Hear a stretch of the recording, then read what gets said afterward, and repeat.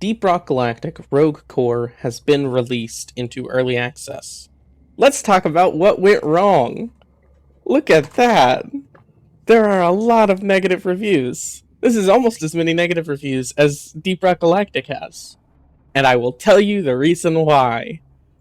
Because it's not Deep Rock Galactic. Your playtime on Deep Rock Galactic is not going to qualify you to enjoy this game because it isn't the same game. While it looks similar, has some similar gameplay elements, they're different games. Don't buy Rogue Core if you don't like to play roguelites. I played it for a few hours. I think it's a pretty good game. I got no problems with it. It's early access. Yeah, there's more stuff I want to see in the game. There's more stuff I want to see added to the game, but there's not really any glaring issues from a perspective of someone who's played more than just Deep Rock Galactic. And don't get me wrong, I have 700 hours on Deep Rock. I've 100% of the game, every single achievement. I think it's a very fun game, really well made, really enjoyable. But that does not mean that I think that it's the only game that can be fun or enjoyable. I think Rogue Core has some really decent, reasonably fun elements. I think it's got a little bit of room for improvement, definitely. And it does not deserve the negative reviews that it's getting from mostly diehard fans of Deep Rock Galactic, because it isn't a sequel. It's not number 2. It's just another game. If you went into it expecting to have Deep Rock Galactic 2, you made the mistake, not them. They made it clear that it's going to be challenging and difficult. They made it clear that you're not going to win every run. And that's fine. There's nothing wrong with that.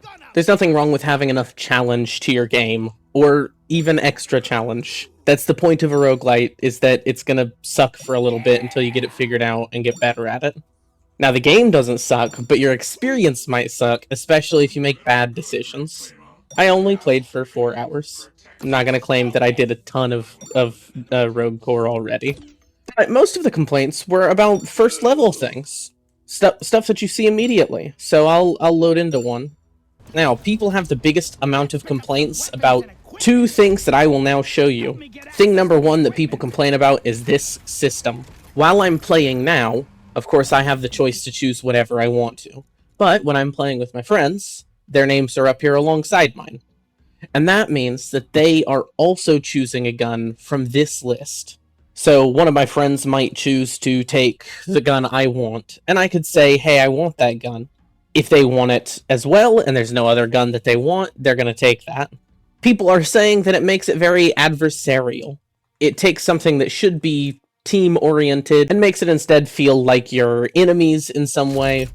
I don't agree. I think it's an interesting metric, and if you're friends with the friends that you're playing with, I don't think you'll have any issue with that. My friends didn't have any issue not taking the guns that other people asked for. It happened occasionally where somebody was like, hey, can I have this gun? And the other person was like, I don't have any other gun I want, so I'm actually going to take it. And they got first dibs. That's fine. They can do that because they were the one, who had the choice between guns. And that's okay. That's just how it is. Nobody got mad about it.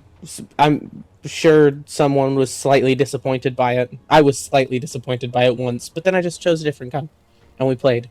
The point of the challenge is that each run is going to be different. You are never going to get precisely what you want.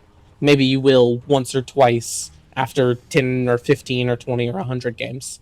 But you're never going to get the exact loadout you want, and when you do, chances are you'll die with it anyways. The other complaints are about this fucking thing. The people do not like the timer in the top left corner. They feel that the timer in the top left corner makes it less chill. A lot of people complaining that it makes it too hard.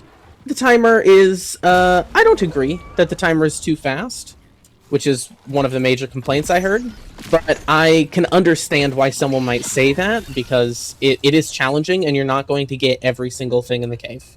I think I managed to get pretty much everything on most of the caves, but I didn't get everything on every cave.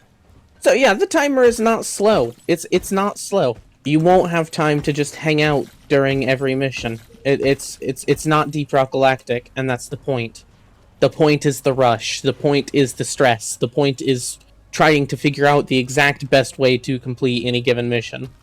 But honestly, On difficulty 1 and 2, it's pretty easy to chill. You don't need to be in a hurry at all. You have enough time to get through all of your things. But no, you're not going to be making jokes and shooting your teammates. You're not going to be spamming C4 at whatever bugs are, coming your way. There's strategy to it. That's the point.